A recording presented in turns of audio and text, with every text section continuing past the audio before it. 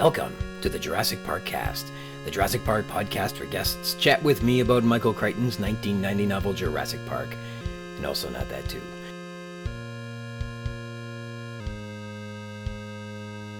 My name's Ryan Rogers, and I'm a big, dumb Jurassic Park fan. Welcome to episode 72, It's a Dinosaur, recorded November 8th, 2024.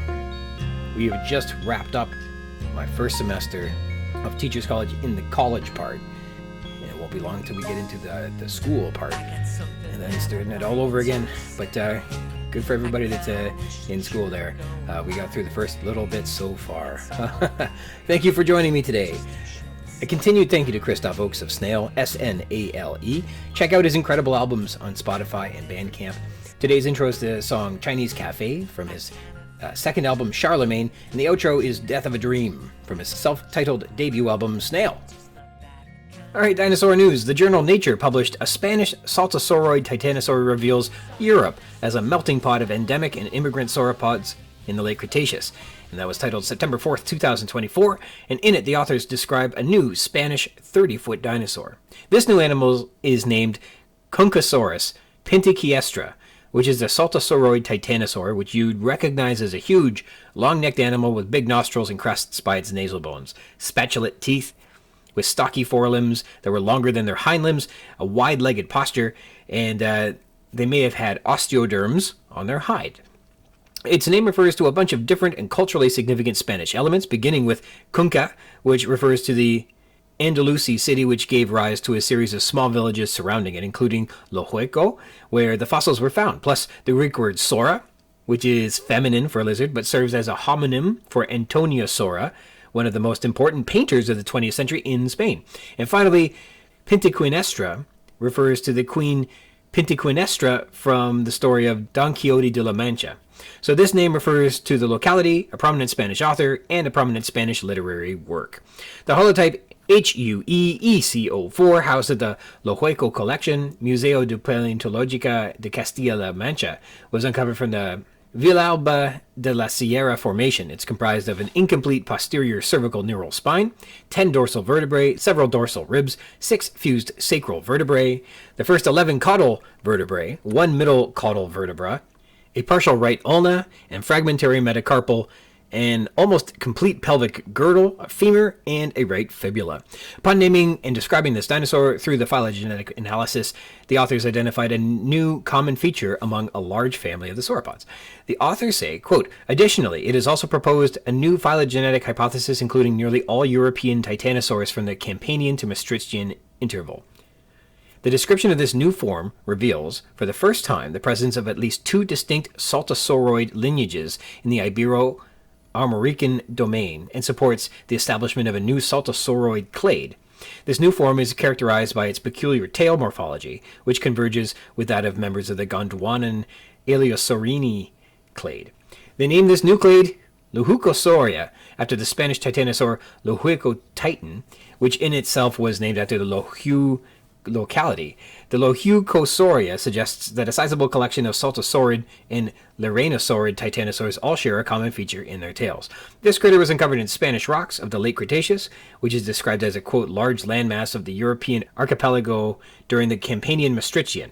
The diversity of primary consumers in their terrestrial ecosystems is composed of small to large sauropods, including some putative dwarf forms, and ornithopods, but a full understanding of their complex structure remains to be clarified. End quote. Right, the next story comes from a paper published September 1st, 2024 in the journal Diversity, titled Coahuilosaurus lipani, a new Critasaurin hadrosaurid from the Upper Campanian Cerro del Pueblo Formation in northern Mexico. This paper reviews some remains that were excavated from the Cerro del Pueblo Formation in Mexico, which has been previously referred to as a species of Critosaurus, which is a fairly common-looking species of hadrosaur, with what's often referred to as a Roman nose, where the beak and the jaw change direction just past the eye socket and then make a 45-degree shift downwards. Like, almost imagine a tapir's nose, except it's all skull bones and not a piggish, trunky flesh. In any case, the specimen has been declared a holotype IGM 6685, housed at the Institute of Geology, Universidad Autónoma de Mexico, and it's comprised of the premaxillae, fragments of maxillae, the right vomer and pterygoid fragment, predentary, and anterior ends of the dentaries. So basically just bits of its snout. As a history of this specimen, following its initial description and referral to Critosaurus, IGM 6685 was later referred to Critosaurus navajovius. However, recent study of the specimen suggests that although it represents a Critosaurin, it is distinct from Critosaurus. Although the limited overlap between the two complicates comparisons, IGM 6685 differs markedly from Critosaurus in the anatomy of the dentary and predentary. Instead, its anatomy suggests affinities with the Critosaurin Griposaurus, especially Griposaurus monumentensis.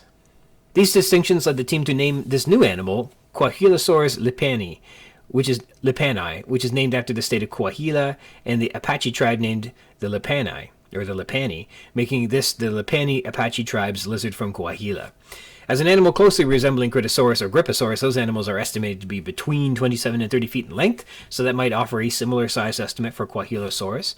In a broader perspective, this new species of Critosaurin is from southern Laramidia, and it offers more insight into the biogeography that the authors were eager to elaborate upon. Furthermore, the persistence of Critosaurins in the south during the latest Campanian fits with the broader pattern, where large herbivore lineages disappear from the northern Great Plains while persisting in the south. During the early Campanian, the Critosaur Griposaurus latidens occurs in the Two Medicine Formation in Montana, and the mid-Campanian Griposaurus notabilis occurs in the Dinosaur Park Formation. Critosaurs subsequently disappeared from the northern Great Plains. They are not found in the latest Campanian or early Maastrichtian of the Horseshoe Canyon Formation of Alberta, or in the late Maastrichtian-aged Scholard, Frenchman, Hell Creek, or Lance Formations of the northern Great Plains. Meanwhile, Coahuilosaurus lipani persists in Mexico in the latest Campanian, and Griposaurus alsati, and then another type of Griposaurus, is also known from the late Maastrichtian in the Javelina Formation of Texas. A fragmentary skull, AMNH 5797, shows Critosaurus persisted into the late Maastrichtian in the Kirtland Formation in New Mexico, and a dentary from the latest Maastrichtian of the North Horn Formation shows their persistence in Utah. And similarly, Parasaurolophini, represented by Parasaurolophus walkeri in the Dinosaur Park Formation, disappeared from Canada in the latest Campanian. Meanwhile, Tlatelolphus shows that Parasaurolophines survived until, at least, the end of the Campanian in Mexico. Furthermore, Lambeosaurines persisted in the early Maastrichtian in Canada, represented by Hypacrosaurus altispinus, before vanishing in the late Maastrichtian from Canada and the northern Great Plains. However, Lambeosaurines survived into the latest Maastrichtian in New Mexico. And finally, Dinochiridae is present in the late Campanian of Alberta, but disappears afterwards while persisting into the latest Campanian in Mexico. So that is all to say, to recap, herbivorous dinosaur taxa that became extinct in the northern Great Plains of Laramidia survived later or even up to the KPG boundary in the southwest and Mexico. The authors add, another striking pattern is that several major lineages, including both Triceratopsini and Tyrannosaurini, appear to originate in the south and later spread north. This out-of-the-tropics pattern has also been noted for marine invertebrates, so it would be unsurprising if dinosaurs behaved in a similar way. The southern parts of Laramidia may have been both a refugium for clades that became extinct in the north and a source of evolutionary novelty. One hypothesis for why species originated in the tropics evolved into the north, but then became extinct in the northern limits is that cooling in the Campanian Maastrichtian was more severe in the northern Great Plains, given that climate change tends to be more severe at higher latitudes. So those are two interesting details about two new dinosaurs. There you go. With the corrections in the dinosaur news out of the way, please let me introduce you to my special guest this episode. Joining me today is Hannah McGregor, who is an academic, a podcaster, and an author living on the traditional and unceded territory of the Musqueam, Squamish, and Tsleil-Waututh First Nations. They're an associate professor of publishing at Simon Fraser University, where their research and teaching focuses on the intersection of publishing and social change. McGregor is the co-director of the Amplify Podcast Network and the creator of its pilot podcast, Secret Feminist Agenda. She also co-hosts Material Girls, a scholarly podcast about pop culture, Witch Please, a feminist discussion of the Harry Potter series, and the Spoken Web podcast, part of the collaborative scholarly project exploring audio literary archives. Did I miss anything? I mean, nothing that's in that very formal academic bio. I'm full of secrets, but you'll have to find them out yourself. All right. Challenge accepted. So here's one that people won't know about us. While in Stanley Park on the beautiful Vancouver City shoreline, for a hot minute where it wasn't actually raining, which is an incredible rarity, I remember shaking my head watching some tourists, of which I happen to be one, feeding the Stanley Park raccoons in the middle of the day, beside a sign that clearly read, "Do not feed the raccoons," in both English, French, Mandarin, Cantonese. They let you know in every language they can, but people still do it. And as I was giving a disappointed shake of my head to indicate my disapproval, I realized, equally disapproving, with an equal shake of their head, was yourself, Anna McGregor. So have you had many run-ins with the raccoons of Stanley Park since then? I mean, I keep a respectful distance from raccoons because, like you, I understand that wildlife should be admired from a distance and not fed by hand, because that's how you get rabies. That's a place to get them, that's for sure. It's a good spot. It's better than getting it from me or something like that. How about the Gastown Canada geese? You bump into them much? I love Canada geese. I'm a big fan of Canada geese. I like how they are loud and mean and shit everywhere. Cause like, same girl. I also feel like they are the modern equivalent of dinosaurs. Yeah. Like, there's a little stand-up bit going around right now. I can't remember the name of the comedian, but it's about how actual velociraptors were roughly the size of geese, so they're not the velociraptors in the movie Jurassic Park. And the stand-up is like, yeah, it would be like you're being attacked by geese. And I'm like, have you ever been attacked by geese? Yeah. They are terrifying. And they treat the whole world like it's a Tim Hortons restroom, so it's pretty good. Yeah, absolutely. And they are eating a lot of Tim Hortons, I think. Mm-hmm. Did you getting their hands on a lot of discarded Timbits? And anything at the parking lot they can get their hands on. Popcorn, yeah, French fries. Just garbage animals. I love them. Mm-hmm. They must have incredible digestive systems. They just they can take it all. So segueing from that, I was wondering, did you grow up with animals in your life? Did you have like a zoo membership? Did you have pets, things like that? How did yeah. I don't know. How did you? One of the secrets that we're going to get into. Yeah, for sure. So I was raised with dogs. Okay. I am now a cat owner, so had pets. But our first dog we got when I was maybe 7, something like that. It was like no family dogs until somebody's old enough to like help take care of them. But my mom was an avid gardener, and so we spent a lot of time outside, and she encouraged the neighborhood kids to catch tadpoles for her every spring because we had a pond in the backyard, and she wanted to seed it with frogs because if you have a lot of frogs in your pond, they eat the mosquitoes, and then your yard is a more pleasant place to be. Mm-hmm. And so she would pay the neighborhood kids 5 cents a tadpole, and we would go to the like little sort of flooded pond areas in the park at the end of the street and catch tadpoles with our hands. That's cool. We used to have like window wells. So like in the basement there would be windows, and there'd be like this hole in the ground at the side of the house. Anyhow, toads would always fall into there, and guaranteed every time you walk by one of these window wells, you can peer in and you will find a toad. And so I would find toads every day because they cannot help themselves from jumping down in these holes. But frogs, toads, amphibians, and things like that was my everyday for sure. Them. Garter snakes. I love garter snakes. They were a regular garden visitor. Yeah. Best story I ever heard about a garter snake. We were in Tobermory, which is up in the Bruce Peninsula in Ontario, between the story was at a dive shop, and this guy was like, "Yeah, we're out in the woods, we were hiking, we found a garter snake, so we picked it up, and we were handling it and checking it out, and it must have made the garter snake upset because it threw up a frog." And we were like, oh my goodness, they threw up this frog. And then the story goes, the darndest thing, the frog got up and hopped away. So nature's full of amazing things. What a day for that frog, I think. Maybe the most Ontario story I've ever heard. So you're on the show because you wrote a book about the film Jurassic Park called Clever Girl. And it's I had a chance to read it. It's personal. It's revealing and intimate in a way that only a deep reflection on what Jurassic Park means to us could ever really be. And what inspired you to follow your feelings and insights into the film to this logical end where you make a little green book? Yeah. It started as a podcast episode, as so many bad ideas do. Back when I was making Secret Feminist Agenda, I was it was a sort of an interview podcast. So every second week I would do an interview, but on the off weeks, just to save myself scheduling time, I was just doing sort of little like one person mini-sodes. And so sometimes I was kind of scrabbling for subject matter. And one day, Jurassic Park has been my favorite movie for the majority of my lifetime. And I often make friends watch it, either because they've never seen it or because they've only seen it once when they were kids and sort of don't, haven't revisited it as adults. And so don't remember how hard it rules. And so I often make friends watch it. And so I had watched it the night before recording this episode with a friend. And so I just was like, just talk about Jurassic Park on this episode.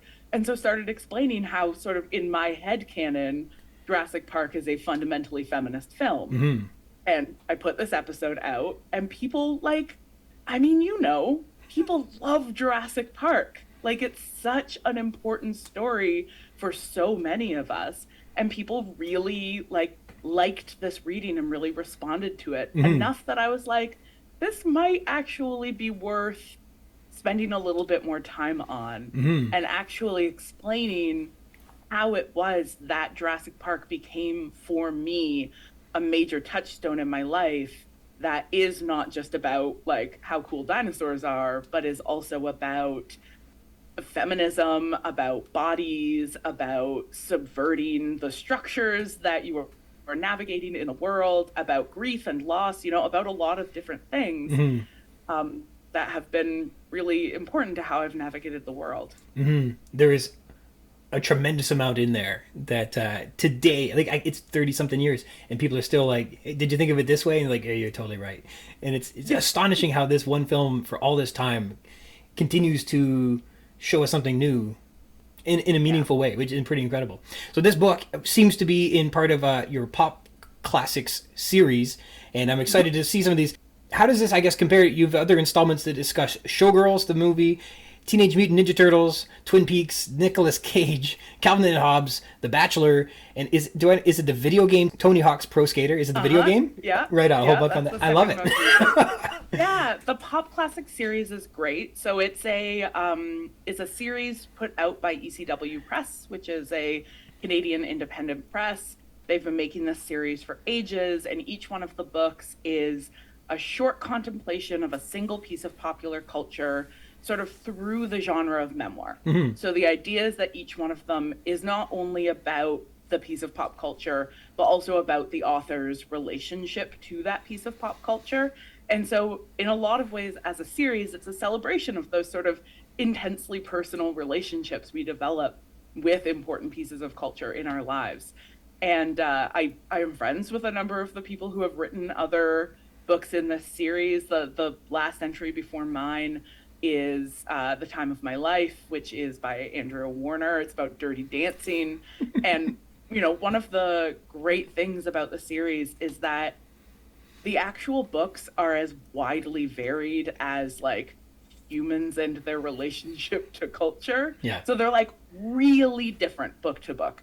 So like mine is like probably more engaged with critical theory than most of the books in the series. But that's because I'm a scholar, and that's like one of the major ways that I think about culture when I think about it. Whereas, Andrea's, for example, she's a music journalist. So like a lot of hers is like digging deep into the history of the soundtrack of Dirty Dancing and who those musicians were and, what they mean about the time the movie was made. So like it's a fun series because the books are really different, but they're all just these little bite-sized little snacks. For sure.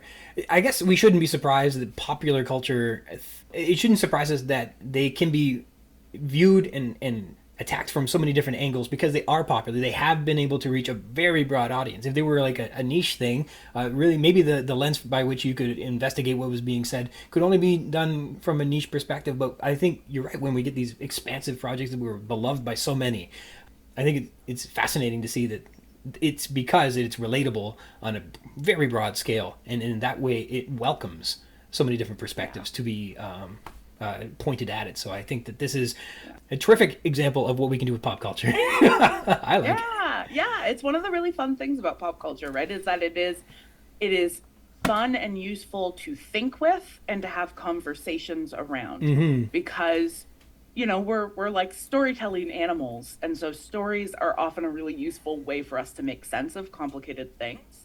So having a shared story that we can all go to and be like, let's talk about this thing through this story that we all kind of understand the broad shape of.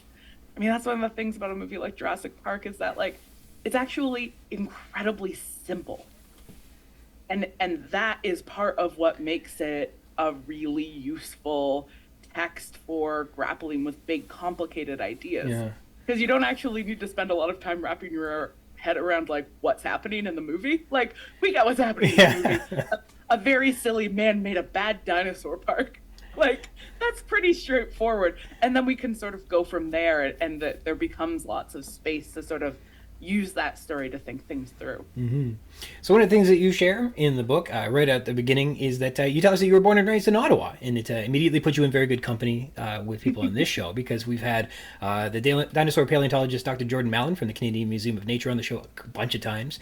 A buddy of mine, Matt Buffton, who is the leader, executive director for the Institute for Liberal Studies, was also on the show one time, and an American paleontologist, but one-time University of Ottawa phenom and ceratopsian specialist, Dr. Peter Dodson, was on the show as well. So Ottawa has been well represented. I'm happy to have somebody else new to join from Ottawa. You mentioned what a great museum. Yes. Museum of Nature is.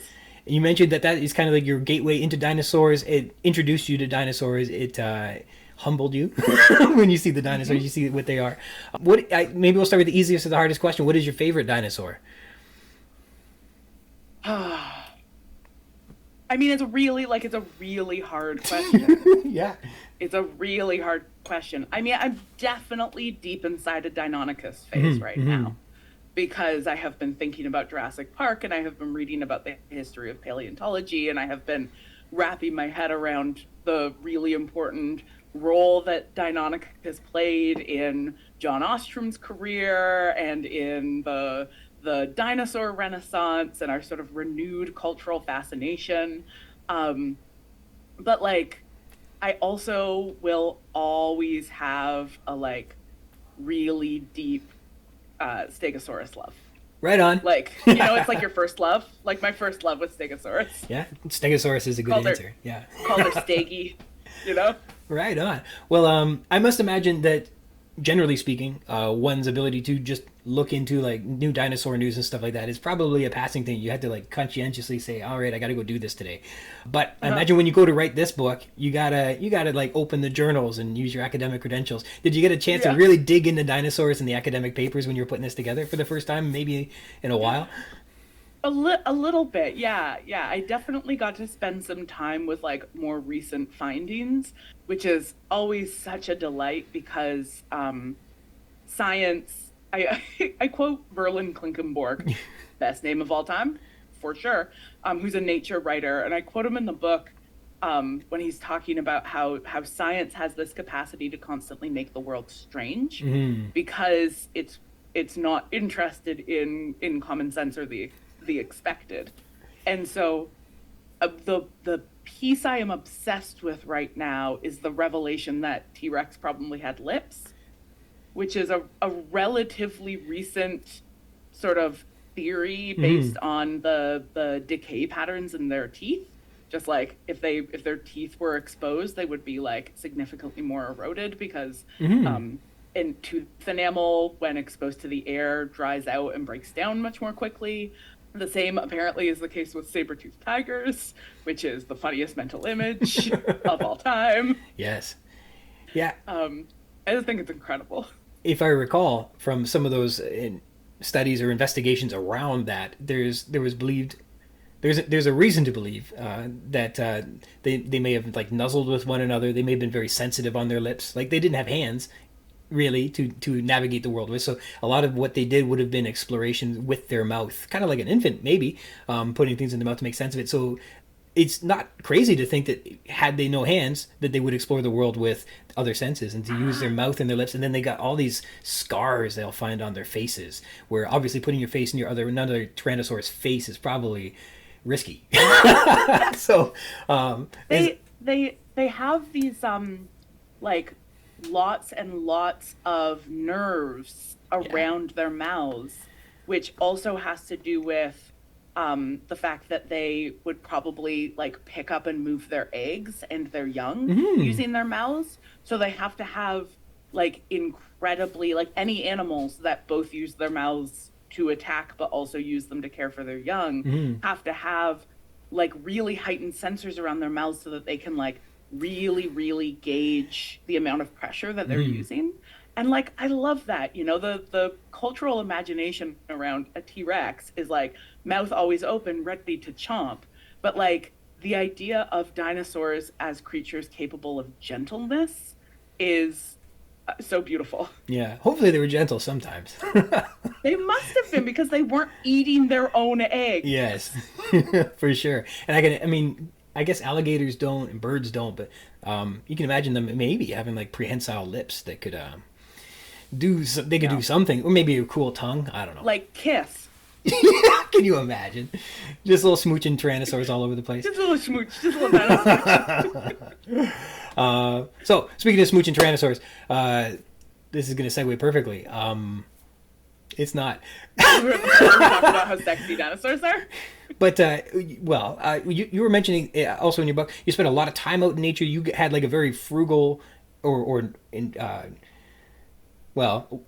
maybe wild cottage experience growing up. That it was pretty bare bones, which is excellent in terms of spending lots of time outside.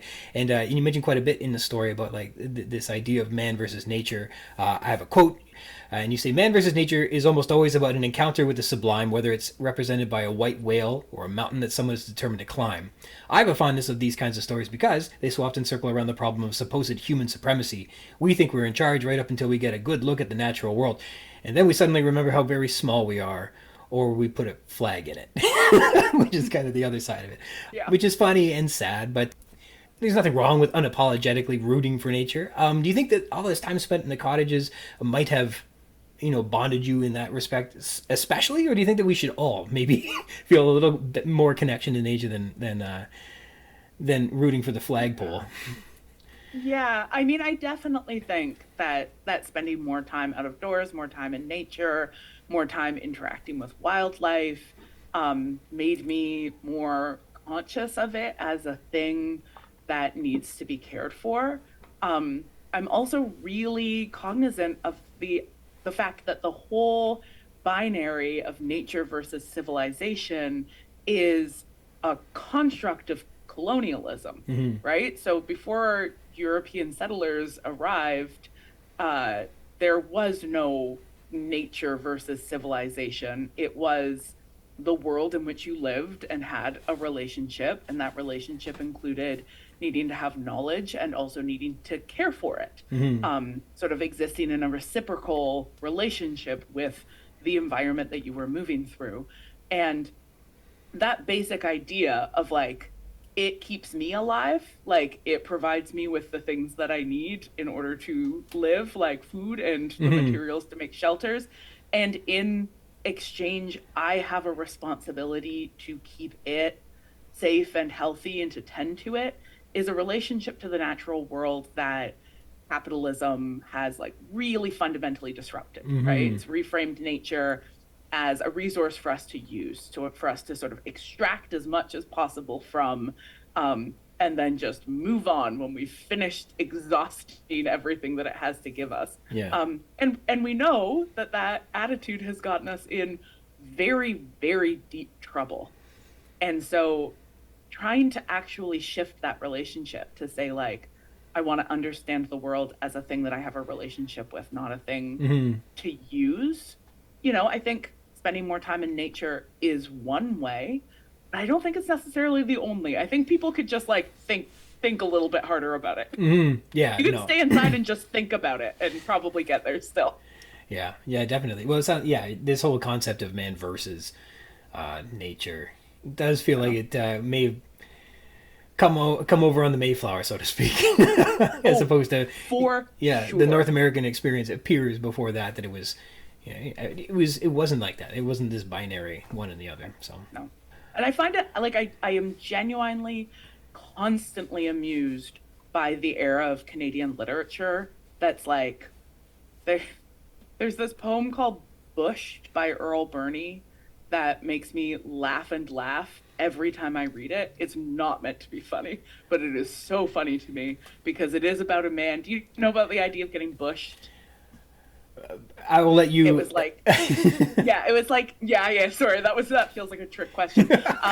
It was like a sort of frontiersman would go out into the bush, so into the wild, and if you spent too much time out there alone, you'd go mad. Mm-hmm. That was the idea. Okay. And so Bush is a poem about a guy out in the frontier, a white guy out in the frontier going mad, and truly it is like the mountain looks at him weird. It's like one time I looked at a mountain and it freaked me out. It's just so funny. Like so much of our literature is like, one time a mountain looked at me weird, mm-hmm. and now I hate nature. Like he just went feral. It's so silly. It's very silly. One of the things you mentioned in the book is that you go into the museum, you see the dinosaurs, they're dwarfing you, and this was this humbling experience. And at the same time, you relate a tale about being out and spend lots of time in nature, and then coming, I think it was a different time, it wasn't at the cottage, but coming across a moose, which of course is very dinosaur-esque in terms of its, what are we going to do about this situation? Coming across a moose, how does that, I guess, further inform your perspective of, like, we got to respect nature in, like, a real way, as opposed to, like, they'll walk all over us if it gets given the chance? Yeah, 100%. I mean, that's my first childhood memory of sort of viscerally being aware of the fact that nature could kill me. Mm-hmm. We were on a family trip. We were driving through Nova Scotia at night and just, turned the corner and there was a moose in the road. And they're, like, for folks who have never encountered a moose in real life, they're so big. They're so big. They're like the size of our minivan. And that in that moment, it was like, oh, our car that usually makes me feel so safe and protected and like I'm in my own little world, it's like this moose could smack this car off this highway. And that moment of like, I think that I am so safe and so immune to the world that surrounds me, but in fact, I'm not. In fact, in this moment, our only option is to be humble and respectful and hope that, that this moose doesn't get mad at us. You got to start demonstrating some respect right now. Yeah, 100%. And it's how I feel every time back to, the circumstances of our meeting. It's how I feel every time I like drive through Banff and see people like go in to try to pet elk. Mm-hmm. I'm just like, come on. I'm like Jeff Goldblum. The lack of humility being shown before nature here is staggering. I had a chance to, so the closest I came to like, really one-on-one with nature and like how is this going to play out sort of way was we were at a wine and cheese. We went outside and we were kind of in the neighborhood and there was a skunk who had its head stuck into a McFlurry cup and it was eating the ice cream, but it couldn't get the cup off of its head. And we were like, well, it's going to like wander into traffic. It cannot see. And so I said, I'm going to go over there. I had, maybe a wine or two in me. I'm going to go over there. I'm going to take this McFlurry off its head. So I get in there and I pull it off. And there is just this moment where we made perfect eye contact and looked at each other. And we said, we're going to be friends and it's going to be cool, right? And I think we both gave each other a nod. And the skunk was happy to not have a McFlurry on its head anymore. I was happy to not smell like a skunk. And we went on our separate way. And it's a story I'll never stop telling because it's the closest I came to like really being one-on-one with nature and making a difference in the world, So save that skunk. I have a picture of the skunk. Yeah. I took pictures of him first. Like I'm still a bad person at heart, but I try. This is how I feel whenever one of my cats is like really food motivated. I joke that he's 80% raccoon. Okay. And if there's like a bag of chips, like an empty bag of chips sitting somewhere, he will get his whole head in there and then get stuck. And every time I want so badly to take a video of it, but I'm like, no, you have to just take the bag off the cat's head. He's upset and scared. But I just am like, but it's so funny. Instagram will love this. Yeah. So you write this whole thing about the film, and you're pretty clear in the book that this is not about the novel, whereas this podcast is kind of rooted in beginning with the novel. So I'll have to ask the question: did you read the novel? Have you enjoyed the novel? Are there parts of the novel that you would have liked to have gotten into, but you had to be about the film? You never read it? Oh yeah. I've never read it. Okay, it's astonishing how similar they are, and at the same time, completely different. It's really fascinating. Wow, I guess you gotta. Would you recommend it? Because everything I've read about it is like the characters are less likable, and Michael Crichton was kind of sexist, so all the women are like less well realized. In like a first wave feminism sort of look at just like the portrayal of women. It's very surely. It's I think you mean second wave, because first wave was mostly about votes. About vote. Oh, pardon me. Maybe I was talking about suffrage. First wave feminism was suffrage. Maybe talking about second literary wave, though. Yeah. Thank you. As far as I understand it, it looks like he's just trying to hold a mirror up to society. I don't know if he's making a big comment, but he's pretty clear about the gender roles, and there is some sexist parts where we don't hear about what Grant's neck looks like or Muldoon's legs look like, but we sure hear about the midriff of the ladies, and most of the men have a speaking role. Even like the workers and stuff like that have like a little like, you should be lucky those fences are up, buddy. But the server women and stuff like that, they do not say a thing. The stewardess doesn't say like. So there's a bit of both, but I wouldn't say any. How do I put this? I wouldn't say there's any harm or crime against women necessarily in the book, so it's not opaquely misogynistic, but yeah, I don't think it was a concern of his at all, and I don't think he spent a lot of time on it. Yeah. So that that in and of itself is pretty clear, and you can tell that. He was also a climate change denier, wasn't he? He seems to be a mainstream science denier. And it just happened to be mainstream science that day was saying, no, it's pretty clear that climate change is a thing. He's like, yeah, it's mainstream, so that's not for me. He was against pretty much anything that people believed in. He thought the worst of it. So I would imagine. Really funny. But yeah, that's part of it. He just a kook, one might say. Well, he went a long ways imagining what the world would be like with bad science. So that was his bread and butter, I suppose. One of the things that comes up when I went to go and look at taking the novel apart and pulling themes out and trying to make sense of things, you want to kind of like isolate an element and then explore how it was used and what it's done with it. But what I discovered and what made that problematic, and I think something that you probably explored quite a bit, was that there is an interconnectedness between ideas, and deciphering Jurassic Park has been into isolating themes and hoping to unpack it to its fullest extent, like the portrayal of women, for example. What your book did was is demonstrated there is an inextricable interconnectedness between themes, and to look at only one of them at a time isn't impractical. You can't really do it. They're like a ball of yarn, and they're all tangled together. And if you untangle it, they cease to be a ball of yarn. It's no longer what it is, right? They wouldn't carry any meaning or significance in and of themselves. So your book doesn't necessarily unpack the themes; they're too intertwined, but it does an incredible job of showing their connectivity and demonstrating the meaningful relationships from one to the other as you move from. We're talking about the spectacle, talking about femininity, talking about nature, talking about hubris and things like that as we move forward, and the monstrous, feminine, and chaos. Mm-hmm. So many of these things, they are related, and you kind of have to build on one, and then take a second to build on another, and then put them together and get to the third, and. Tremendous. What was it like to start tackling it, like in terms of pulling the pieces apart and seeing how they were related? Like, what was the process like, and how did you go about installing it together the way it wound up? Yeah, it's always, I love your description of it as a ball of yarn, because when I first begin to articulate an argument about a particular piece of pop culture, I absolutely am doing that. I'm absolutely trying to pull a single thread out.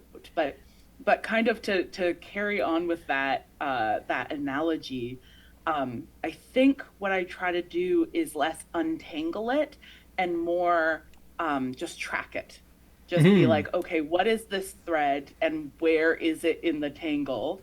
And what other threads is it like wrapped up with a lot? Okay, so what's that thread and where is it in the tangle? And you're always like, it's impossible to say everything. It's impossible to name every thread in that ball. That's, part of the fun of it. So there's always a need to sort of say, I'll go this far and no further. And that's part of the editorial intervention process. My editor is like coming in and being like, you actually can't write a whole chapter of this book about Jurassic World because you're not writing about Jurassic World. And I'm like, but I hate Chris Pratt so much. Why won't you let me? And so, part of it is just like deciding where you'll stop. But one of the big challenges, as you've identified, is figuring out how to take this kind of like three-dimensional view of a thing and then lay it out in linear form. Yeah. One sentence after another. In that sense, like the book changed order a lot. I'll bet, yeah. Like I kept moving around the order of the essays, but also moving around sections within the essays just to be like kind of what I want is to be able to take my whole idea and just beam it into your head all at the same time. So you can know everything that I want you to know about this movie simultaneously. But like, that's not how that works. And so you've got to step back and say like, okay, what am I going to explain first? Like, where are we going to start on this journey? And in that sense, I will often let the text itself guide me. So I was like, cool, what's the first thing we see in this movie? It starts with this scene, our first encounter with the dinosaur, where the actual only image we get is the velociraptor's eye. And it's like, okay, cool. Well, that's where the movie starts us, so that's where I'll start us as well. And you make a terrific exploration of what it means to catch one's gaze and what it means to hold the gaze, what it means in cinema, what it means in pop culture, and there's kind of an extended cassette discussing, how Spielberg used it. Really, really terrific stuff. And there's still like, even since writing the book, like I'm having conversations with people and they'll say, a friend of mine was like, oh, I've heard a theory that Spielberg was in part commenting on John Landis and the Twighlight Zone movie set disaster, right? Where a number of children were killed on the set of the Twighlight Zone because Landis was so focused on creating a remarkable spectacle that he didn't stop and think about the possible human cost of what he was doing. And like in many ways, what Spielberg is doing in the film is taking a morality story that was about science and making it also about cinema itself and about spectacle. So it's like, in some ways, I wish I could just keep going back and rewriting this book over and over again. There would be 5 sequels after a while, and it would never stop. Never stop. Have you ever noticed that Dennis Nedry has a picture of Oppenheimer? It became clear. I didn't know who he was, but yeah, since Barbenheimer was a thing, yeah, somebody pointed that out. He's got a little sticky note above him, and the sticky note has him fantasizing the atomic bomb. It's like, there's so much. What can I do today? So one of the things I found when you're pulling on that thread of yarn to see what's going to be the next thing and the next thing and the next thing, you wind up, and I find it sometimes it's like going through a rabbit hole with when you're like on Wikipedia looking through history. You start getting like in the stuff you weren't expecting to find, and you go through chaos, and then you go through how perhaps there's this coding of the feminine in the theory of chaos, and then you get into like mythologies, and then you start getting into like apocalypses, and all of these things are intertwined in this Western world sort of delivery of ideology. And the Pandora's box mythology is kind of tied to the Frankenstein story in a way. and they're both connected into God, Jurassic Park. man, it's a lot of nonsense. Yeah, Who wrote this book? There's so many things that are all, well, I guess we're all built out of our ideologies, but you seem, when you were getting into the apocalypse and the Pandora's box, you seem to have an appreciation for etymology, and I like that you went into exploring where does the word apocalypse come from, what meaning can we make from it, and you, if I recall, I'm paraphrasing, it translates to revelation, which breaks down into literally lifting the lid or removing the lid, which is like what Pandora's box is about. Yeah. And the literal thing that happens in the Pandora's box myth is that from the small chest flew troubles and woes, sorrow, disease, vice, violence, greed, madness, old age, death, to plague humankind forever. And it's so you get this the same trope as the Garden of Eden mythology, that gaining a level of independence or maturity comes with an end of childhood. And this is the uncovering or the revelation, and it's an apocalypse, and the scales fall from your eyes in a way. And Jurassic Park is a trope of that myth. At the very beginning of the story, you didn't read the novel, but I'll let you know. So they say, what have they got on that island, is a quote from the novel. And then, so there's a doctor who says, Bobby Carter was thinking about this patient's hands that had been covered in cuts and bruises in a characteristic pattern of defense wounds. And she was quite sure he had not died in a construction accident, which she had been told. He had been attacked, and he had held up his hands against the attacker. And she goes, where is this island they've come from? And she asks, and he goes, it's in the ocean, perhaps 120 miles offshore. Well, that's pretty far for a resort, she says. And Manuel watched the helicopter and goes, I hope they never come back. And she thought, well, at least she had pictures. When she turned back to the table, she saw that her camera was gone. So she was robbed of her evidence. This segues into the story of the Hupia, which is a vampiric child-snatching ghost feared by the Costa Ricans, even though they're said to be not especially superstitious. But as the novel evolves, stopping dinosaurs from leaving the island is paramount to keeping the lid on Pandora's box. That's how biotechnology was being used. And if dinosaurs escaped from the island, it would lead to troubles and woes, sorrow, disease, vice, violence, greed, madness, old age, death, and to plague humankind forever, just like the Pandora's myth. It's like this demonstration of the misuse of biotechnology that Crichton is warning against, and if anybody caught wind of this, it would be the end of the world, which is he's saying. So that's the story. You catch on to it. This is the chaos that Malcolm is really tied into, but it's also connected, you were saying, so closely with the portrayal of women that maybe you can describe a little bit better. Yeah. Certainly a lot better than I would. How they're tied together. This idea that chaos is embodied in the femininity of the raptors. Yeah. It's embodied in the dinosaurs. Yeah. It's a lot of the sort of foundational myths, particularly of patriarchal cultures that are looking for a mythological justification for men being naturally the people who should run things. Gender chaos within their creation myths as female, and then create these sort of male gods, generally gods who are going to go on to be the fathers of the whole god pantheon, are framed as the sort of tamers of chaos, as the ones who generally quite violently impose order on the chaos represented by this sort of female character who is frequently figured as a dragon in a lot of these foundational myths. So Tiamat, for example, in the sort of foundational myth of Babylon. Or we could think about like St. George and the dragon as part of the founding myth of England. And that dragon represents a kind of uncontrollable, undifferentiated form of creative generative energy that can't be destroyed, because without it, you don't have creation, but has to be controlled and managed and often sort of broken apart in some way, tamed in some way.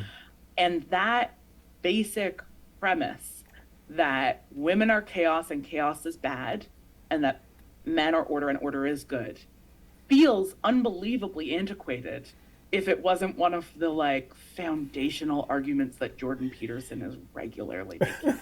Like, this is an argument that continues to actually have a lot of airtime, particularly in this sort of anti-feminist reactionary manosphere world. And, you know, it's very much present, we can see in this story, right? That we've got these figures of chaos that represent something primal and unknowable and generative and creative, Their capacity to reproduce is one of the scariest things about them.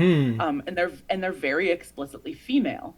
And what the men of Jurassic Park are trying to do is control them, put them in cages, turn them into objects that can be consumed and enjoyed and capitalized upon.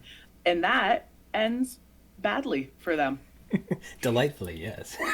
delightfully badly. They get all at.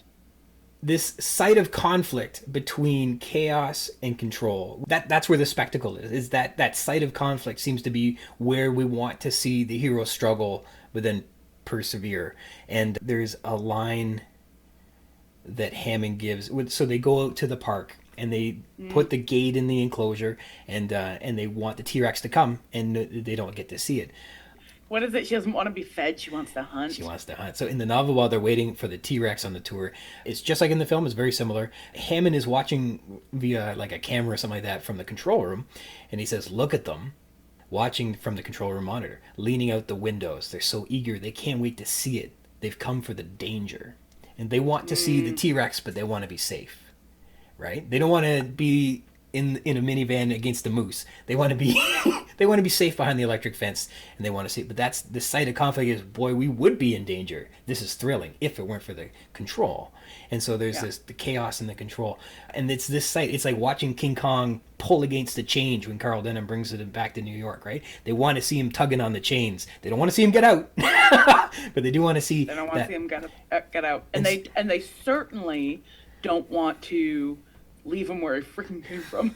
yeah, I couldn't do that. That would be no. How can I make money off of that?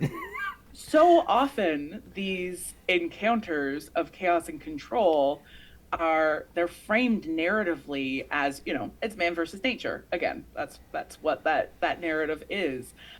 But like nature never starts it. No. Man is always starting it. So there's this connectivity of the monstrous and the feminine and the chaos. And I think you make a great point in the book very clearly where they say the scariest thing the raptors do isn't that they go and hunt people, it's that they can breed. And when that is discovered, that is the dangerous thing. And hunting isn't especially feminine, but breeding is exclusively feminine. And so this is the part that, exposes, you never had control. And it takes Sattler to tell Hammond exactly how it is, because he wasn't gonna hear it until it comes to that point. He was sure. We'll just do it. We'll just tweak it, and next time it will be fine. Absolutely, behavior that would feel parodic if it wasn't literally exactly how tech CEOs act.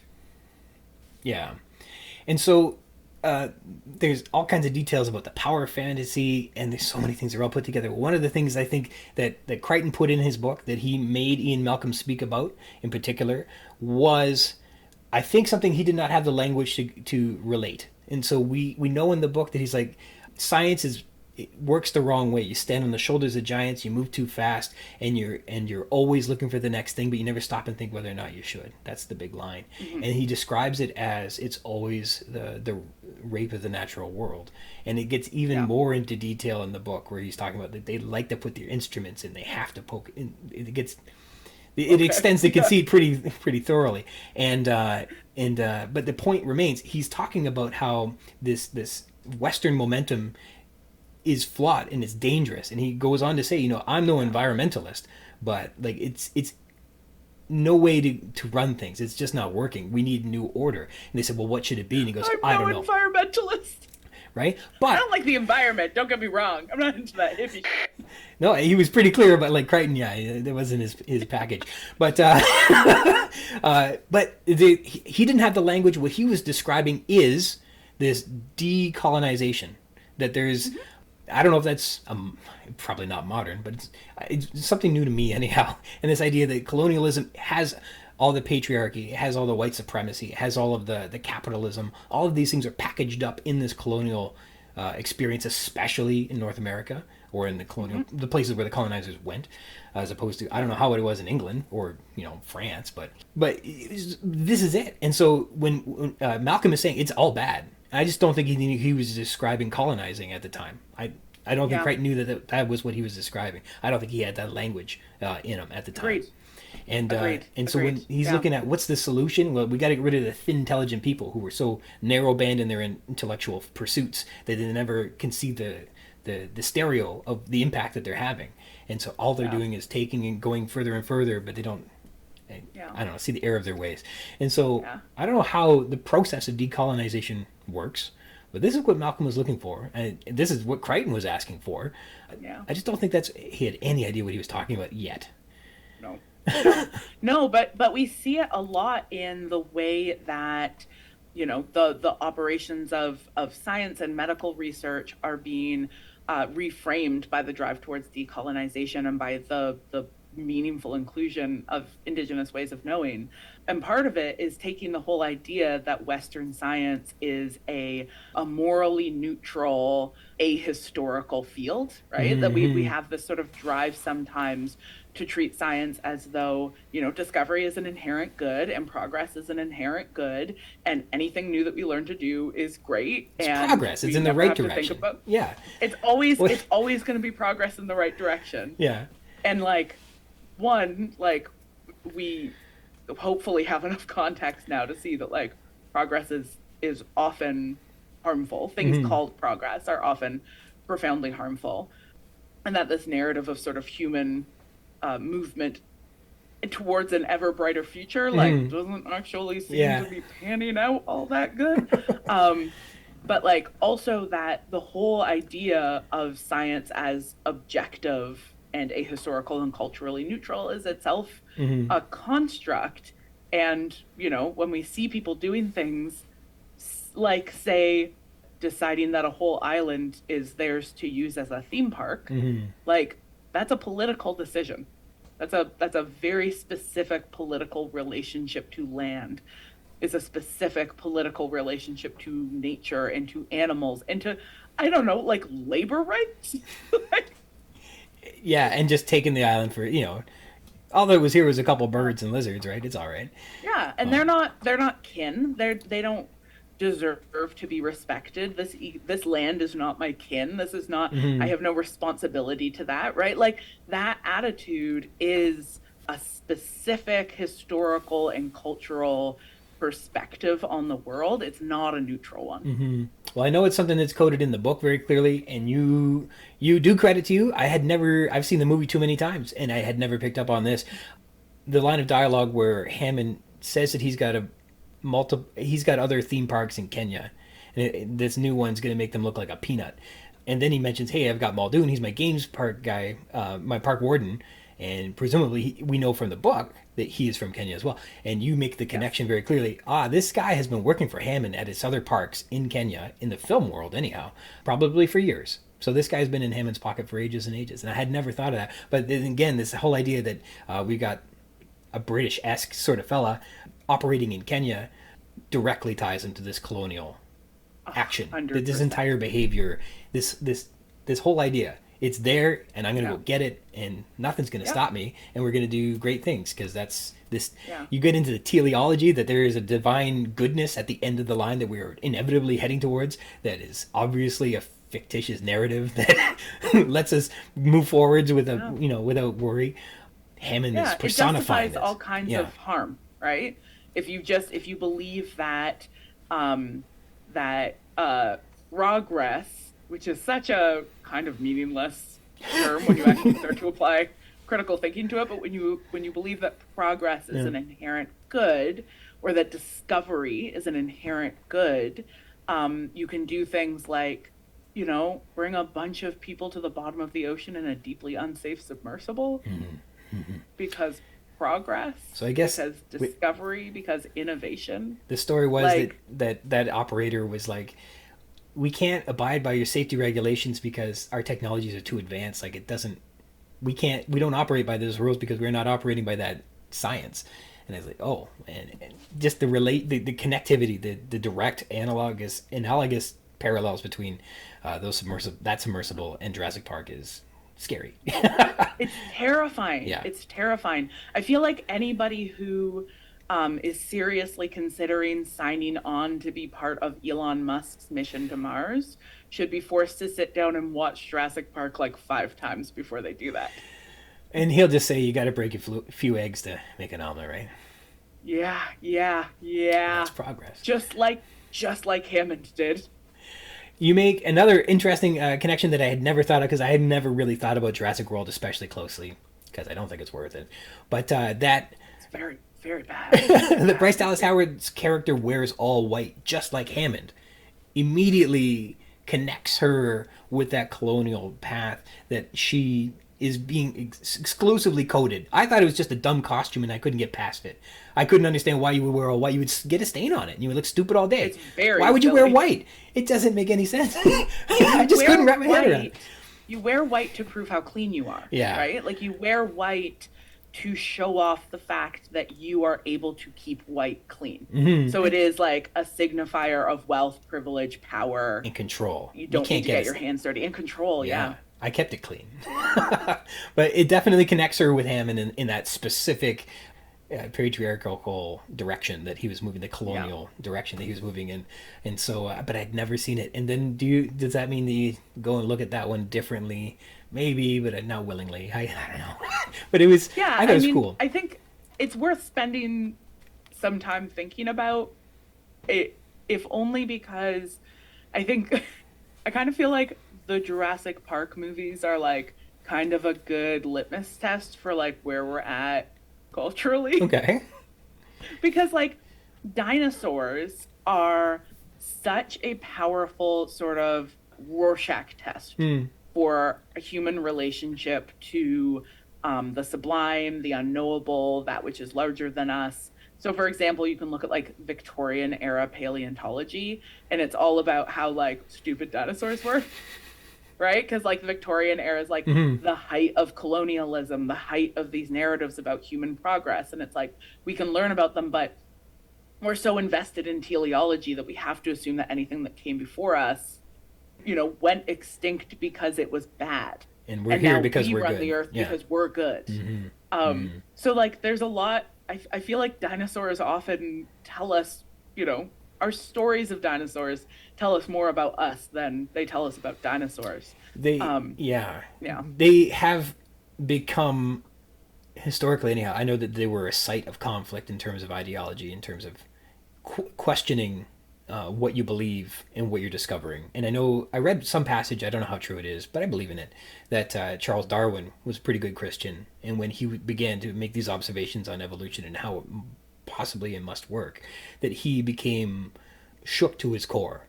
Like his whole belief structure was shaken like a Jenga tower, you know? And I believe it. I imagine you'd be like, how can I reconcile this new thing that I'm learning and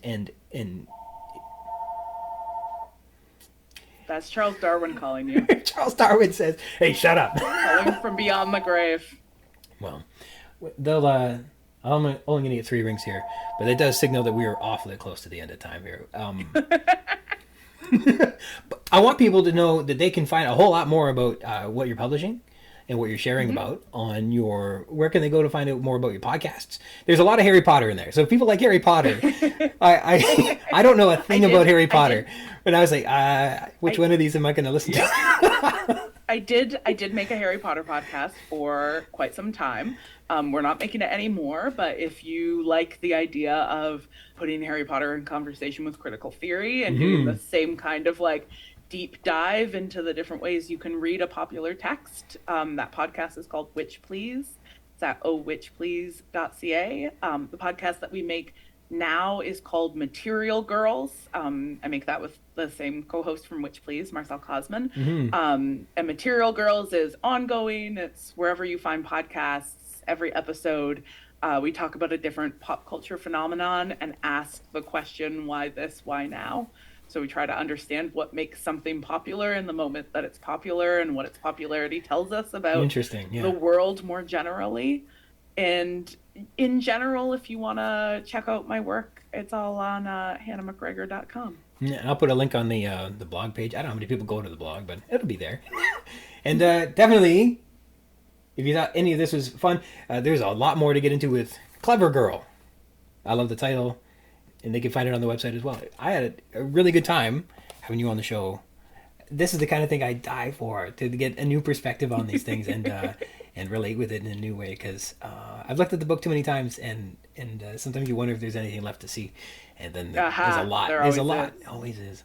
This has been awesome. I'm so glad you were on the show with me. Thank you. Yeah, thank you so much. I had a blast. A tremendous thank you to Hannah McGregor for joining me on the show. Thank you so very much. Moving on, let's go to our script review as we continue to compare the transcript and early draft of the movie and Malia Scotch-Marmo's script of Jurassic Park, and compare it against the novel and teasing out what was adapted from the source text. And in this scene, it's a dinosaur is the name of the scene. So let's just start with a reading of the transcript. Donald Gennaro. So the 50 miles of perimeter fence are all in place. John Hammond. And the concrete moats, and the motion sensor tracking systems. Donald, dear boy, relax. Try and enjoy yourself. Let's get something straight, John. This is not a weekend excursion. This is a serious investigation into the stability of the island. Your investors, whom I represent, are deeply concerned. In 48 hours, if they're not convinced, I'm not convinced. I'll shut you down, John. In 48 hours, I'll be accepting your apology. All right, slow down. Stop. The Jeep drives further. Hammond is giddy with anticipation at this point. All right, slow down. Stop. Slow, stop. Both the Jeeps come to a stop, and Ellie is holding a large plant leaf, examining it closely. This shouldn't be here. Grant's attention turns to the side of the Jeep. He suddenly looks shocked, as if he can't believe what he's seeing. He stands up to get a better look, removing his sunglasses. Sattler is still focused on the leaf. Alan, this species of veriform has been extinct since the Cretaceous period. I mean, this thing... But Grant reaches down, turning Sattler's head in the direction he's facing. What? Sattler goes stone silent in shock, standing up and removing her sunglasses just like Grant. The camera angle pans, and we finally see what they are staring at. It's a massive Brachiosaurus towering over the trees. Grant and Sattler jump out of the Jeep and get closer. It's a dinosaur. Hammond walks up to them past the Jeep that Malcolm's still in, chuckling to himself. Malcolm himself is awestruck.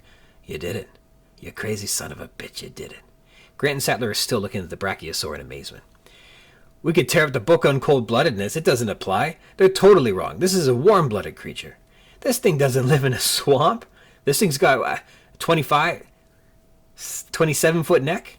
Brachiosaur? 30 feet.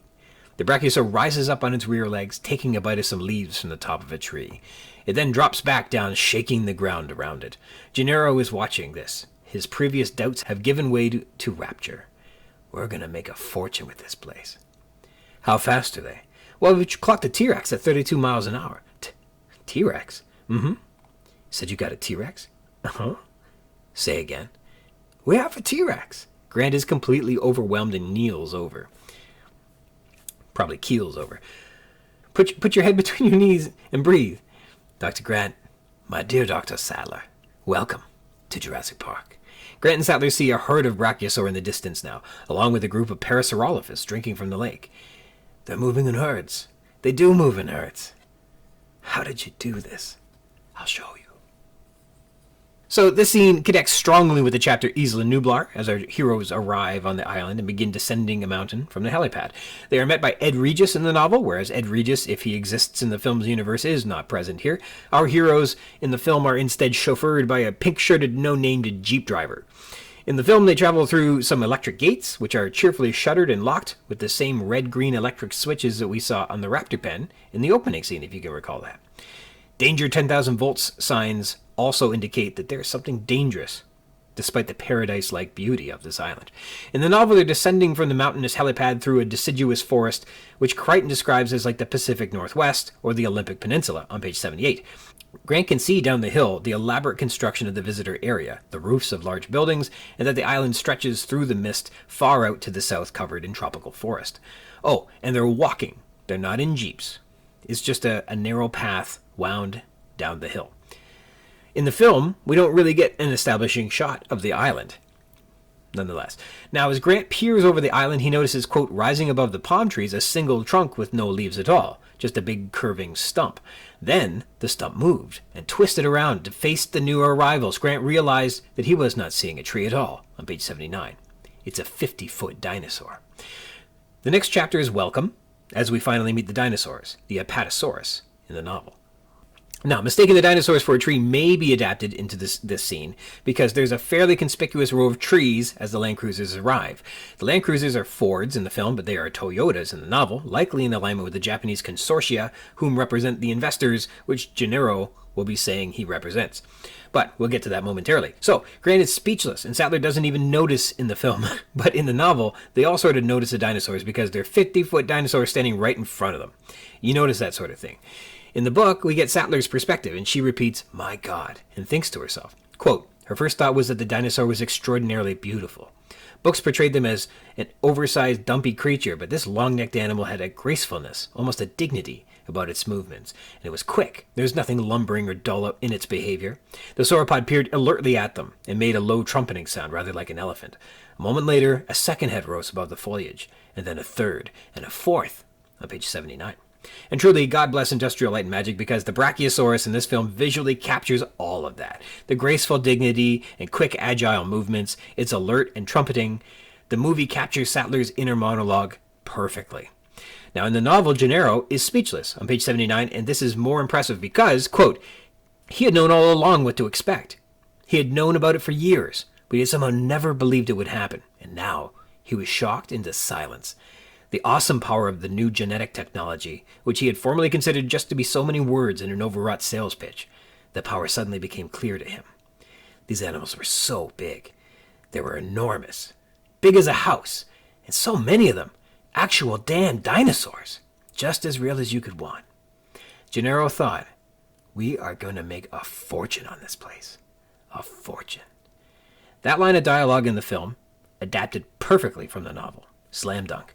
And Grant, well, he's awestruck just the same as in the novel as he is in the film. Grant stood on the path on the side of the hill with the mist on his face, staring at the gray necks craning above the palms. He felt dizzy, as if the ground were sloping away too steeply. He had trouble getting his breath, we're told on page 79. And he has scientific observations. Now, in the film, Grant comments that this is obviously, quote, a warm-blooded creature. Sattler agrees that, quote, it doesn't live in a swamp, although the next thing it does is walk in a swamp, but forget that. That's not the point. Grant estimates the neck length, and Hammond impresses him with an even larger number than Grant supposed, and he wonders how fast they are, and is impressed with the truly remarkable 32 miles an hour, which is like 50 kilometers an hour. And then he confirms a theory that they, quote, do move in herds. This inquiry into the dinosaur behavior and details is adapted from this moment in the novel too. Quote, Grant just shook his head and continued to laugh. He couldn't tell them that what he thought was funny was that he had just seen this animal for only a few seconds, but he had already begun to accept it, and to use his observations to answer long-standing questions in the field, on page 80. And the film gives us a few examples of those, quote, long-standing questions about living in herds, hot-bloodedness, and whether sauropods lived in swamps relying on buoyancy to support their enormous weight. Now, also in this scene, Gennaro and Hammond have some expositional dialogue before we meet the dinosaurs. This greatly simplifies the novel's plot, but gives us a decent premise for why there's a safety inspection on the island for the film. Gennaro reminds Hammond that the investors are nervous and that Gennaro represents them, so the power to shut down Jurassic Park lies in Gennaro's hands if he doesn't believe that the park is safe. In the novel, there's much more to the inspection because there have been worker deaths and many delays, and finally reports of procomsat whatevers, we're told on page 49, biting children in Costa Rica, and Gennaro has literally been instructed to, quote, screw Hammond, and, quote, burn it to the ground if there's any problem with the resort, we're told on page 58 and 59. Those are Gennaro's marching orders. Any reason to stop Hammond, he's instructed to stop Hammond, and he inquires about the 50 miles of perimeter fences, and Hammond adds that there are concrete moats and motion sensor tracking systems, trying to assure Gennaro that everything is on the up and up. In the novel, Gennaro inquires about the, quote, animals, saying, Gennaro said, I remember in the original proposal you were hoping for a total of 12. Oh, we're far beyond that. We have 238 animals, Donald. 238? How many species? 15 different species, Donald. That's incredible, Gennaro said. That's fantastic. And what about all the other things you wanted? The facilities, the computers, all of it, Hammond said. Everything on that island is state-of-the-art. You'll see for yourself, Donald. It's perfectly wonderful. That's why this concern is so misplaced. There's absolutely no problem with the island. Gennaro said, then there should be absolutely no problem with an inspection. And there isn't, Hammond said. But it slows things down. Everything has to stop for the official visit. On page 61, we're told. But this is as they're riding in Hammond's private jet, wrangling up their inspection team. Much earlier than this moment in the film, but it is adapted from the novel into the film nicely. though greatly simplified, but that's fine. Next, in the film, Sattler has acquired a large leaf, which is distracting her from noticing the Brachiosaurus. This ties to one of my favorite Ellie Sattler moments in the novel. Later in the novel, as they're visiting the visitor center and hotel and stuff like that, Sattler notices huge ferns as Ed Regis tells her how extraordinary the plants appear in creating a Jurassic ambiance on page 85. Quote, especially on a misty day, these plants really contribute to the prehistoric atmosphere. These are authentic Jurassic ferns, of course, said Regis. She identifies the plants as Serena veriformans, a plant found abundantly in fossils, but more than 200 million years old, now common only in the wetlands of Brazil and Colombia. But whoever had decided to place this particular fern at poolside obviously didn't know that the spores of veriformans contain a deadly beta-carboline alkaloid. Even touching the attractive green fronds could make you sick, and if a child were to take a mouthful, he would almost certainly die. The toxin was 50 times more poisonous than oleander, on page 85. Straight talk. First, the novel calls these ferns veriformans, but they are specifically Serenivoriformans in the novel, and they're known from fossils 200 million years old, which dates them to the Jurassic period, not since the Cretaceous period, as she says in the film. But that's neither here nor there. In the film, Sattler is just muttering these shouldn't be here, and she's investigating the plant. And it's presumably that she's identifying a prehistoric plant from, quote, 200 million years ago, as we're told in the novel. But the truth is, the plants aren't cloned from the past. They're relocated from the wetlands of Brazil and Colombia, as the novel tells us. And they're known to be poisonous. This isn't an unexpected surprise of an extinct fern that nobody expected, or only a paleobotanist would know from the fossil record. These are fictional plants that Crichton dreamt up to include in the novel. So he has creative license on his reality. And in this case, it's a plant where even touching the attractive green fronds could make you very sick. And if a child were to take a mouthful, he would almost certainly die, the toxin being 50 times more poisonous than oleander. And most of this research was first presented in episode 19, Jurassic Park. But I'll relate it here, so you don't need to go back and look. Were these plants cloned? No. We're told that these plants, though abundant in the fossil record fictionally, remember these are fake plants, are presently found only in the wetlands of Brazil and Colombia, but not really. Remember, they're fake. So Jurassic Park has imported these plants. And if this is the case, that we're living in a world where Serenivoriformans is a real known plant imported from South America to feature poolside at Jurassic Park, then present-day botanists and gardeners who would know about this real plant from their world, and also that it is toxic, have made a dreadful mistake. It's a big fail on this Japanese landscaping firm that they have employed. Recall, in the chapter Plans, the landscaping is said to have been overseen by Shepperton Rogers, based in London, England, and A. Ashikiga and H. Ieyasu, Ieyasu, and that's a firm that is based in Kanazawa, Japan.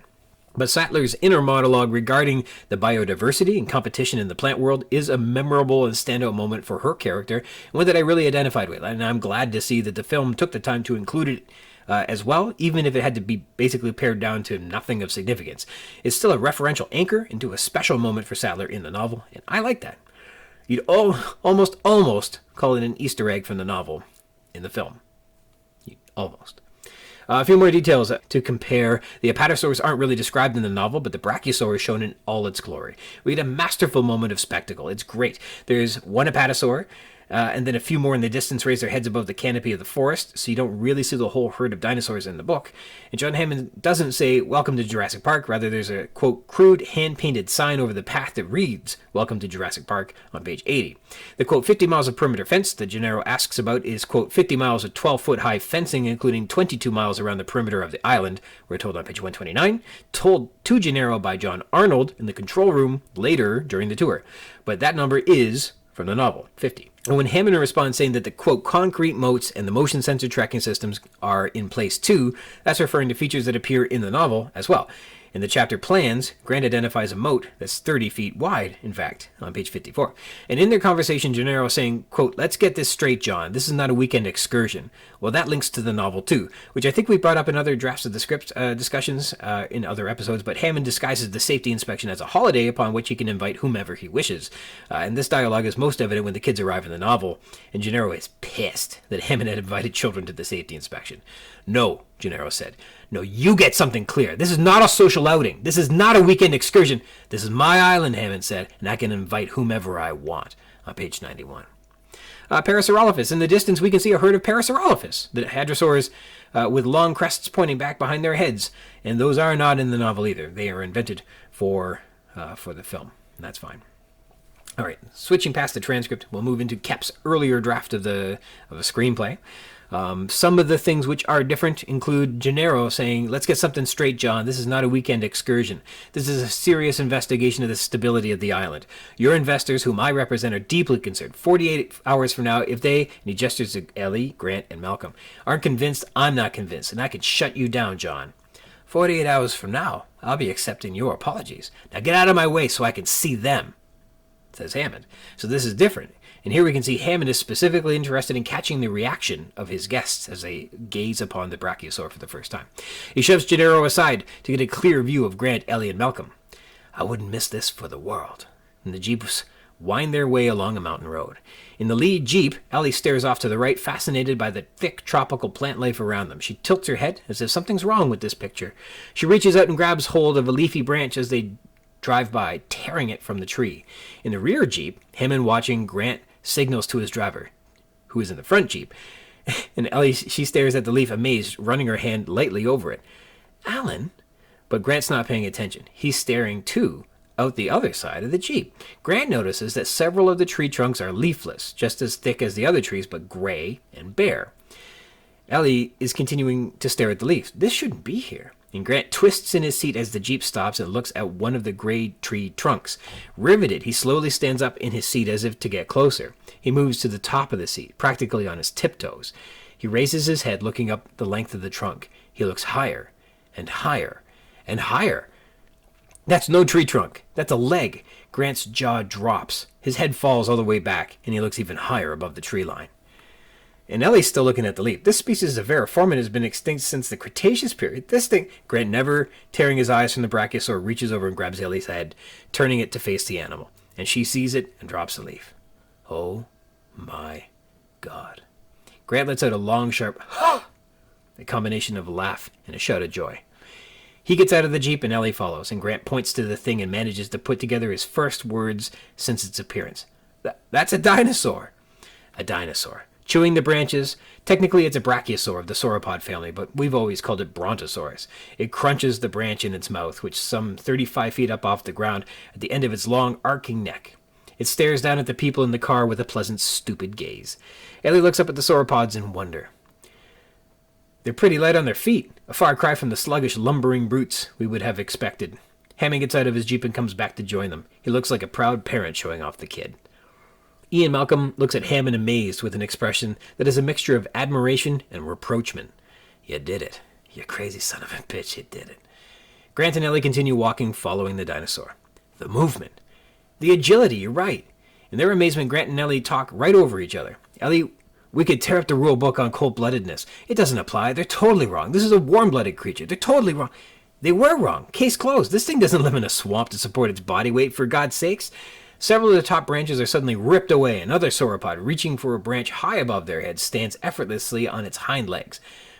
Of course, in the film, there's only one brachiosaur, but in this draft, there's more than one, which is pretty cool. Grant says to Hammond, "That thing's got, what, 25, 27-foot neck? The brachiosaur? 30. Grant and Ellie continue to walk. "And you're going to sit there and try to tell me it can push blood up a 30-foot neck without a 4-chambered heart and get around like that? Like that? This is a knockout punch for warm-bloodedness." All this is omitted and perhaps cut, and in the film it cuts away to Gennaro for a moment. So perhaps that was filmed, like maybe this dialogue was filmed, but it was cut from the final edits. Who knows? Hammond is then proudly saying, "We clocked a T-Rex at 32 miles an hour. You got a T-Rex?" "He's got a T-Rex. A T-Rex." He says he's... "Say again?" "Yes, we have a T-Rex." And Grant feels faint, and he sits down on the ground. "Honey, put your head between your legs and breathe." And if you watch the video, it's not on Dern's face when she says this line. They may have actually cut the honey part out of her dialogue in post-production. Strange, eh? Interesting. Hammond walks in front of them and looks out. "Dr. Grant, my dear Dr. Sadler, welcome to Jurassic Park." They turn and look at the view again. It's a beautiful vista reminiscent of an African plain. A whole herd of dinosaurs crosses the plain, maybe 100 that we can see in a quick glance alone. Yeah, we don't get 100 in the film, but that would have been cool. Grant says, "Ellie, they're moving in herds. They do move in herds. We were right." They were the only ones, I guess, who said that they moved in herds. Can you imagine? How did you do it? Or how did you do this? Is offered in the script. And Hammond says, I'll show you. It says, I'll show you. But he mutters or whispers it in Scottish, so you can't tell. But he does say, I'll show you. Finally, we notice Gennaro, who is sort of faded into the background while the others are reacting to the dinosaurs, and he's just staring, a look of absolute rapture on his face. He speaks in a voice that is hushed and reverent. We are going to make a fortune with this place. Interesting, eh? This is how the scene ends in Koepp's first incarnation, but Spielberg wiggled things around, and it seems to downplay the romantic relationship between Sattler and Grant, and takes out some excessive scientific babbling over dinosaur stuff. The scene already has enough of that, right? So, now on to Malia Scotch-Marmo's first draft. Now, the Brachiosaurus, and in fact any dinosaur, is not seen until the group goes on the tour, after they go to the visitor center and all of that, which doesn't happen yet. So you'll notice that things are quite different in this draft. I've debated, should I give the Scotch-Marmo script in order as we go through the story, even though it doesn't quite match up, or present the Scotch-Marmo moments that relate to the movie as we know it, even if they're out of sync with her draft as we're going forwards.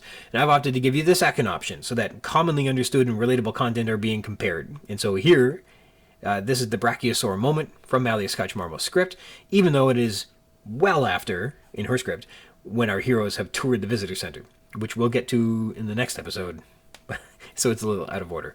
For context, in Scotch-Marmo's draft, the Malcolm-less consultant team has joined Regis and met Hammond in the visitor center and taken a tour of the control room, meeting John Arnold and Henry Wu, and Lex and Tim, and Dennis Nedry.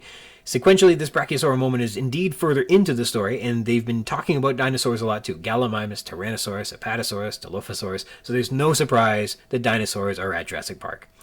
Alright, without further ado, we are Exterior Visitor Center Day. Blue shadows of clouds sweep across an expansive green hill in front of the visitor center. Grant and Hammond make their way down below to the loading area for the park tour. A little ahead is Gennaro and Ellie. Gennaro chats on while Ellie energetically explores the area looking at the plants. Gennaro says, so naturally, Hammond's going to present everything in the best light. I need to know that this park is safe. And Ellie says, I'll tell you something that troubles me from the start. The carnivores are all well fed and kept separated from their natural prey. That'll keep them alive, but it won't keep them happy. Well, how do you mean? The carnivores want to hunt. It's an instinct, and that instinct will have to be satisfied or suppressed. Then further up the hill, moving slowly, Hammond eyes the pair suspiciously. Hammond says, Gennaro's putting negative ideas into Ellie's head. He's a naysayer. I have no affection for that type of thing. Grant says, don't worry. Ellie makes her own judgments. At the base of the hill, Timmy and Lex toss a baseball.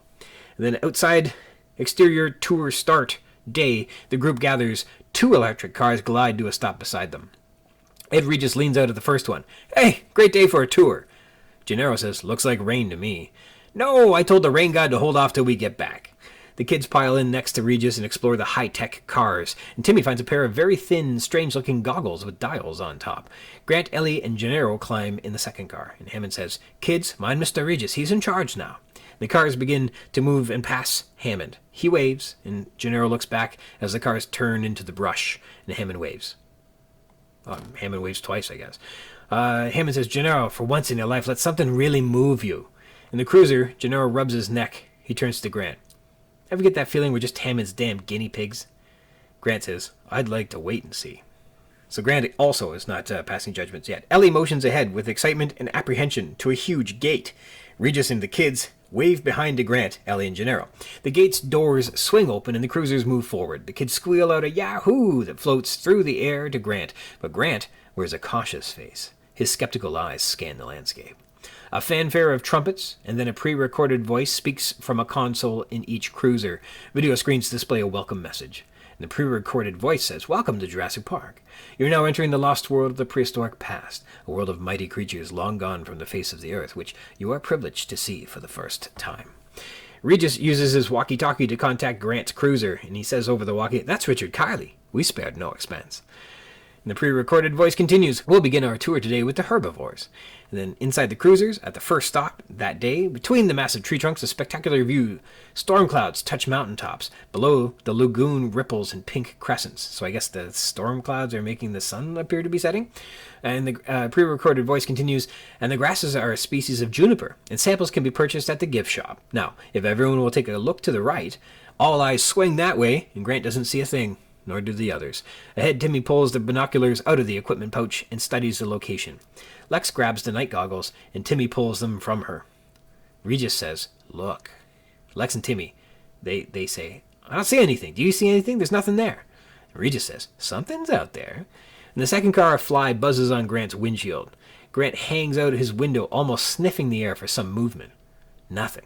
Suddenly, the trees in front of them start to move. A deep trumpeting sound, and two brachiosaurs rumble away from the side of the road. The ground shakes as they walk. Their bellowing fills the air. Led by Grant, the passengers rise through the open top of their Land Cruisers to look up at the dinosaurs far above. Grant says, "Ellie, can you imagine the excavation team seeing this?" Behind him, Ellie's whole person is awestruck, immobile. Gennaro squints, straining to make sense of this unbelievable reality. In the car ahead, Lex and Timmy stare open-mouthed. Regis looks at the animal and then at the group's reverie. He smiles, knowing he's been there too. He bends and whispers, "Congratulations. You're the first kids in the whole wide world to see real dinosaurs." The kids look up at Regis with wonder in their eyes. Grant can't stop laughing. Still chewing, a brachiosaur cranes down to peer at this laughing man. The brachiosaur's huge head stops inches away from Grant. Grant, awestruck, stares, and then, close on Grant as his eyes slowly roll back, and he faints. The dinosaur casually moves away as Ellie comes to Grant's aid. Alan! He's fainted! Gennaro waves to Regis that all is okay. Grant slowly revives. He looks back at the brachiosaur groggily smiling away. He looks at Ellie, and their eyes linger on each other longer than usual, showing a look of serene delight. Gennaro plops back in his seat and ponders the scene before him. A glazed look fills his face. My God, we're going to make a fortune here. The camera pushes in on the majestic, gentle beauty of the Brachiosaurus. Jungle sounds dominate, growing louder and louder. In the control room, it cuts away, and Hammond sits at his throne, happily watching the huge video screen which displays the tour group. He laughs raucously and calls to Arnold. Hammond says, "He fainted! I've waited 15 years to impress that young man." And Arnold says, "Oh, Mr. Hammond, I'm sorry to interrupt you, but Muldoon needs you by the pit." Hammond says, "Oh, balls." So the next is back into the cruisers. The cruisers come to a stop. In the distance, a herd of Gallimimus graze. They stand on their hind legs to get at high palm trees, then drop gracefully down onto all fours to chew. Baby Gallimimus scamper around the adults, eating leaves that drop from the larger animals. The pre-recorded voice continues, Gallimimus, known as the ostrich dinosaurs for the shape of its shoulders, has a very strong nesting instinct. Grant doesn't listen. He is simply intoxicated with the pastoral beauty of the gentle, grazing dinosaurs. Suddenly, he looks away with a deep concern. Ellie looks at him questioningly. Grant says, "Ellie, what the hell are we doing with the rest of our lives?" Ellie smiles at him, puzzled. "What do you mean?" "Can't you see, Ellie? We're the ones that are extinct now." So there you go. So to now pair out from Malia Scotch-Marmo's draft what she borrowed from the novel, we can get that one part there where Gennaro is saying, "So naturally Hammond's going to present everything in the best light. I need to know that this park is safe." This is consistent with the novel. The tour is actually led by Gennaro through the novel. Recall, this is his inspection, and he prompts the team to be on the lookout for any reason to be concerned. This is from the chapter When Dinosaurs Ruled the Earth, which is on page 88. Quote, "We're about to tour the facilities," Gennaro said. "I'm sure Mr. Hammond and his staff will show everything in the best light. Before we go, I wanted to review why we are here, what I need you to decide before we leave.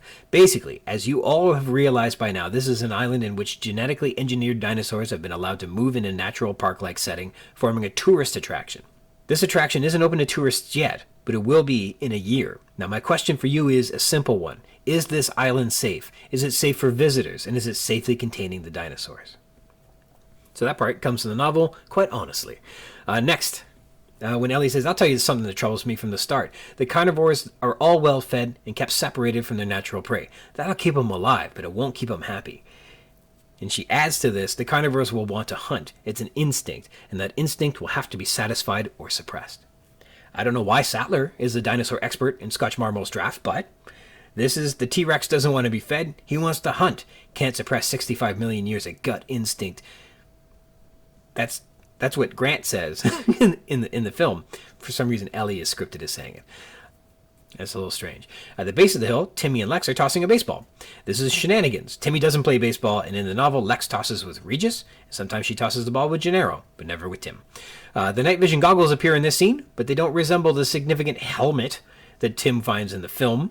They're supposed to be like swim goggles, it sounds like, but they're not. Not in the final draft, anyhow. And the kids pile in next to Regis and explore the high-tech cars, and Timmy finds a pair of very thin, strange-looking goggles with the dials on top. Now, Hammond also has a thing here where he says, "Kids, mind Mr. Regis, he's in charge now." This is tremendously simplified from Hammond instructing a reluctant Regis to watching his grandkids, quote, like a hawk, we're told on page 96.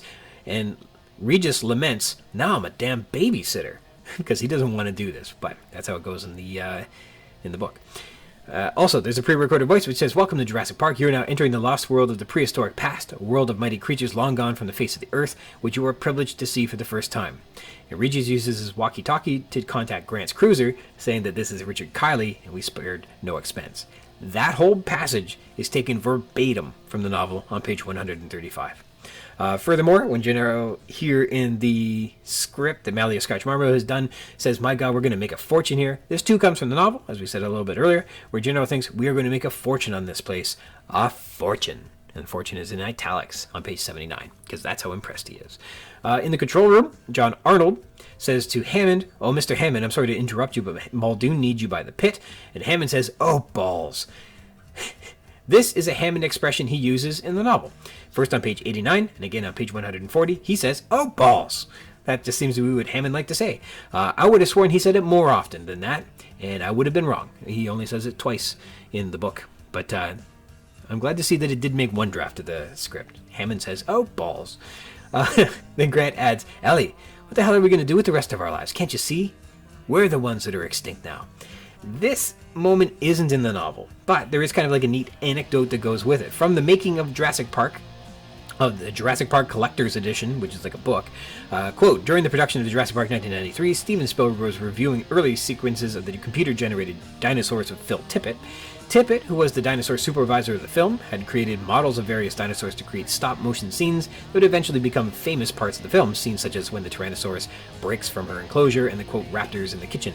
However, when Tippett watched the CGI scenes created by Mark A.Z. Dippy, or D-I-P-P-E, Dip, the co-visual effects supervisor, he realized his traditional methods were being replaced by CGI, saying to Spielberg, 'I think I'm extinct.' And Spielberg used Tippett's line in the movie when Ian Malcolm and Alan Grant discussed how genetic engineering could replace traditional paleontology. So this addition to the script was actually, it must have been very early in the production schedule, before credited script writer David Koepp was even on board, because it's already in Scotch-Marmo's draft. And that's it. That's all the elements from the novel that appear in each of these three scripts. I hope you like that. As we sign up today, I want to again thank you to Dr. Hannah McGregor for coming on the show. I had a tremendous time. And I want to sign off today thanking you for joining me. If you'd like to read along in the book, add some thoughts to what we've been discussing on the show, or be a guest on the show and chat with me about anything you like about Jurassic Park, you can do that by connecting with me. I'm at ryansrogers@gmail.com. If you'd like to be a guest on the show, drop me a line and we can try and set something up. We can rehash, tear down, gush over, and chit-chat about any part of the book, or also not the book, all you'd like. Jurassic Park-Cast is part of the Spring Chicken's banner of amateur intellectual properties, including the Spring Chicken's Funny Pages, Tomb of the Undead graphic novel, the Second Lapse graphic novelettes, The Infantry, and the worst of them all, the King Street Capers. And you can find links to all that baggage in the show notes by visiting the schickens.blogspot.com. And you can connect and follow on Facebook at facebook.com/springchickencapers, on YouTube by searching for the Juras-Sick Park-Cast podcast, on Tumblr at Mr. Rogers22, or on X at RogersRyan22. Thank you dearly for tuning into the Jurassic Park-Cast, the Jurassic Park podcast where we talk about the novel Jurassic Park, and also Not That Too. Until next time.